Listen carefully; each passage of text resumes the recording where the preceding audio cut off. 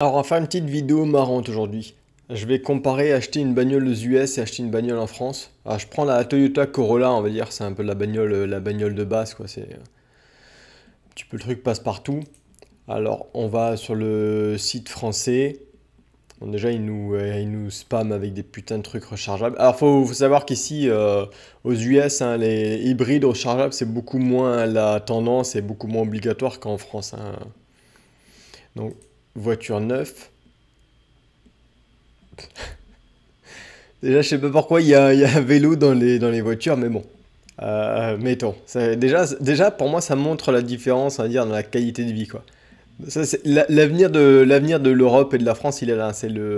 Les mecs se déplacent en vélo parce qu'il faut pas de pollution et on n'a pas les moyens de se payer une bagnole. Bon, bref, Toyota. Est-ce qu'il y a une Corolla? Putain, il y a que des hybrides de partout, c'est quand même la folie, quoi. Et ça c'est l'Europe, hein, donc bon, on n'a pas le choix, on n'a pas le choix, il faut sauver la planète, on prend une hybride. Alors qu'aux US, surtout au Texas où l'essence coûte rien, elle doit coûter moins cher que la flotte, on arrive, on va regarder les bagnoles. On a la Corolla ici, on a la hybride, tiens, est-ce que je prends la hybride pour le fun? Ouais, allez, je vais prendre la hybride pour le fun. J'aurais voulu la Corolla hatchback, je vais plutôt... Je sais pas, on pourrait peut-être faire les deux, mais je vais plutôt prendre la hatchback, hein. Vous m'en voulez pas, de toute façon, elle est à peu près, elle est plus chère que la hybride, hein. Donc, je vais juste vous montrer ça d'abord.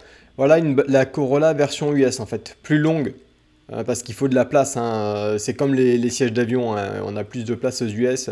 Euh, donc la bagnole, pareil, hein, plus longue, il faut un coffre, il faut de la place, il te faut un coffre parce que tu peux acheter des trucs aux US, hein, alors qu'en France, t'as pas besoin de coffre, donc... Mais ils vendent aussi la version européenne, la version coupée européenne aux US, hein. Donc, qu'est-ce qu'ils appellent les hatchbacks en fait? C'est les versions européennes. Donc, on va prendre la hatchback, hein. De toute façon, vous avez vu la hybride, on l'a aussi là.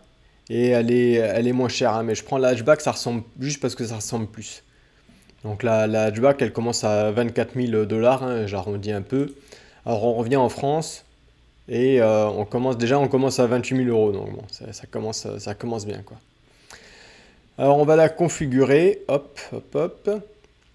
Je prends les moins chers partout, hein. Je fais genre, on est le mec lambda, on essaye de se prendre une bagnole pour pas trop cher. Donc la dynamique, là, seulement 28 000 euros, putain. Quand je pense au salaire français, seulement 28 000 euros, ça fait mal au cul, mais bon. Ok. Donc c'est trop bien, on a un écran couleur tactile, non, on s'en bat un peu les couilles, on a une étiquette énergétique, ça c'est super, c'est vraiment génial, faut sauver la planète. Ouais, on va prendre celle-là, hein, parce que de toute façon on n'a pas le choix. J'ai vu que c'était un 140 chevaux là. Voilà, 1,8 litre 8, 140 chevaux. Alors aux US, on va pas trouver du 140 chevaux, hein. Ça commence à 170. C'est rare de trouver une bagnole sous les 170 chevaux en fait. On va build, pareil. Je prends la couleur blanche, hein, sans option. Partout, je prends sans option. Le 2 litres essence, hein, pas d'hybride pour nous. 4 cylindres de 170 chevaux. Je prends aucune option et on fait finish parce que ça y est, on a fini, hein. On n'a pas 15 000 questions à répondre. Alors que là, bon, un milliard d'options. Non, non, je prends aucune option. Et je sais pas pourquoi il veut me filer des services. Je suis là pour acheter une bagnole, il veut me filer des services. Bon, il me demande une assurance hors de prix. Non, non, je suis là pour acheter une bagnole. Ok, je peux avoir le prix de ma bagnole? Non, non. Ok, donc 28 000. Allez, on va arrondir à 29 000 euros pour une Toyota, hein. De base, j'ai mis aucune option avec 140 chevaux. Et là, on est à 25 000. J'arrondis aussi. J'arrondis toujours à la hausse, hein. Vous verrez, je triche pas. Et on a un 2 litres de 170 chevaux, si je ne me trompe pas, ouais. Dedans, c'est à peu près les mêmes options. Bon, tu as un écran aussi, de toute façon, c'est à peu près les mêmes, hein, donc voilà, en France, où tu as un petit pouvoir d'achat, tu t'en sors, elle est où la France? Où tu t'en sors à 29 000 euros pour une Toyota de base. Et aux US, où tu as un pouvoir d'achat nettement supérieur, tu t'en sors à 25 000 euros. Donc encore une fois, hein, c'est juste pour montrer à quel point les Français, les Européens et surtout les Français se font tondre, hein, à coup de taxes. Enfin, faites un petit peu voler votre fortune, j'ai envie de dire, versus les US. Donc j'avais une slide sur le pouvoir d'achat, hein. Il y a à peu près une différence de 40%. Voilà, le salaire médian aux US c'est 85, en France c'est 47. Donc si on voulait comparer en fait vraiment d'un point de vue pouvoir d'achat, j'aurais pu faire ça en termes de genre combien d'heures il faut travailler ou des trucs comme ça. La Toyota aux US, ça coûte vraiment rien. C'est une petite bagnole que tu achètes. C'est peut-être genre ta deuxième bagnole ou la bagnole que tu achètes pour le gamin pour qu'il aille se promener pas loin de la maison pour commencer quoi. Donc maintenant, je voulais vous montrer la bagnole la plus vendue aux US, hein, donc le Ford F-150. Euh, donc pour moi, c'est un peu ça l'équivalent de la Toyota. On va dire que c'est la bagnole, ça serait plutôt l'équivalent de la 208. C'est la bagnole par défaut que tu achètes quand tu es au Texas, quoi. C'est ta bagnole pour commencer donc.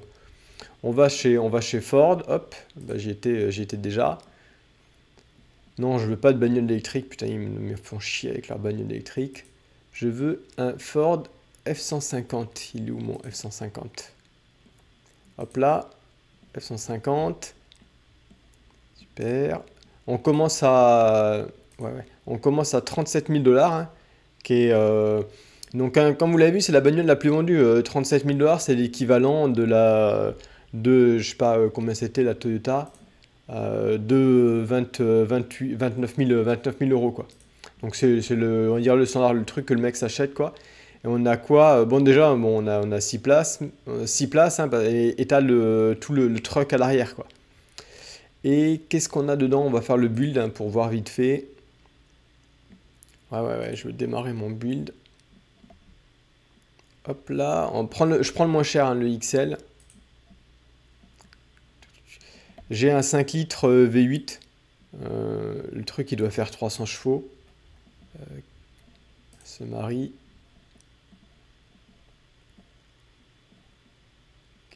Non, je veux pas d'internet price. J'aurais juste voulu savoir. De mémoire, il fait dans les 350 bourrins le truc Powertrain. Voilà, c'est peut-être là. Vous pourrez me donner des infos. Ah, voilà. Alors, 400. Un V8 de 400, ouais, 400 bourrins avec une transmission automatique. Ici, il y a assez peu de transmission manuelle, hein. Enfin bon, c'est pas ça le sujet de la vidéo, mais voilà, t'as un bon bourrin pour ce prix-là, quoi. Donc 38 000 dollars et t'as la bagnole par défaut du Texas.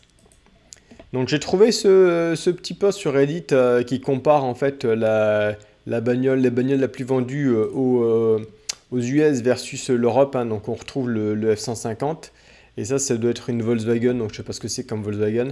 J'ai trouvé un meilleur post là parce qu'il faisait les deux plus vendus, donc on a la 208, hein, on a la France. Donc le plus vendu aux US F-150, Dodge Ram, et les plus vendus en Europe, la Golf et la 208. Et le mec qui dit, ouais, quelle est la différence dans le niveau de vie qui nécessite d'avoir des bagnoles si grosses aux US? Bah c'est ça en fait, c'est la différence de niveau de vie. Alors la différence de niveau de vie, bah, c'est que déjà tu as des maisons plus grandes, tu as plus de trucs à amener, et puis tu as aussi envie d'avoir 400 chevaux pour que quand tu appuies sur la pédale, ça accélère, que tu puisses doubler une bagnole, quoi. Donc voilà, je voulais juste vous montrer ça parce que pour moi ça illustre bien un petit peu la différence de la qualité de vie en Europe et versus les US. Tout simplement parce qu'en Europe et surtout en France, vous faites matraquer par les taxes de l'État. Donc j'espère que ça permettra de vous ouvrir un peu les yeux et de voir aussi comment on vit aux US.